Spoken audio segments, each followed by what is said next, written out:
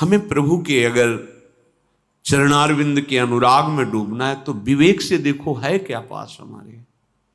अगर कुछ भी दिया हुआ है भौतिक आध्यात्मिक, वो सब मेरे प्रभु का दिया हुआ है, तो गर्व किस बात का, अहंकार किस बात, तो दैन्यता आ जाएगी।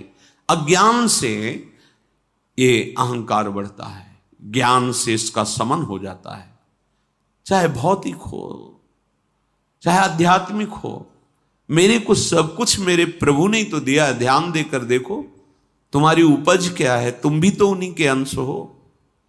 न तुमने शरीर बनाया न संसार बनाया, तो फिर अध्यात्म तो भौतिक अध्यात्म सब कुछ मेरे प्रभु का दिया हुआ है, सब कुछ प्रभु में है, तो फिर अहंकार किस बात का, दैन्य हो जाओ।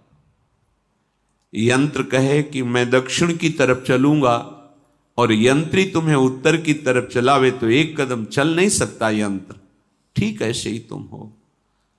पर यह ज्ञान ना होने के कारण अहम वृत्ति को स्वीकार करके मनमानी आचरणों में उतर गए। अब तुम्हारा यंत्री माया हुई, यंत्रारूढ़ानि मम माया। और यदि भगवद आज्ञा का पालन करते हुए भजन परायण, तो आप भगवान के हाथ के यंत्र बन जाओगे, महासुख में निमग्न हो जाओगे।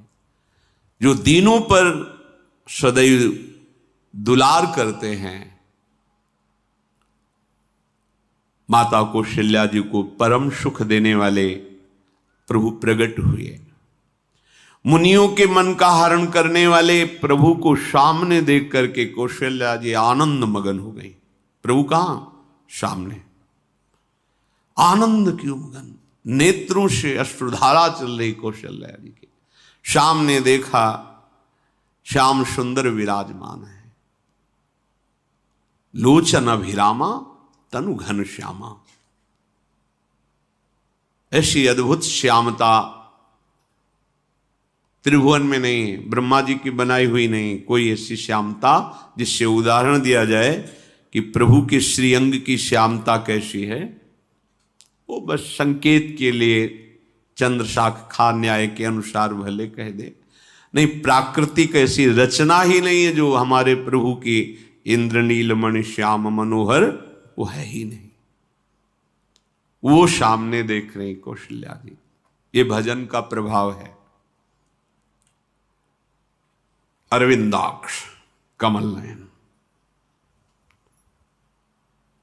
देखते ही चित्त चुरा जाए, ऐसे नेत्र हैं प्रभु के।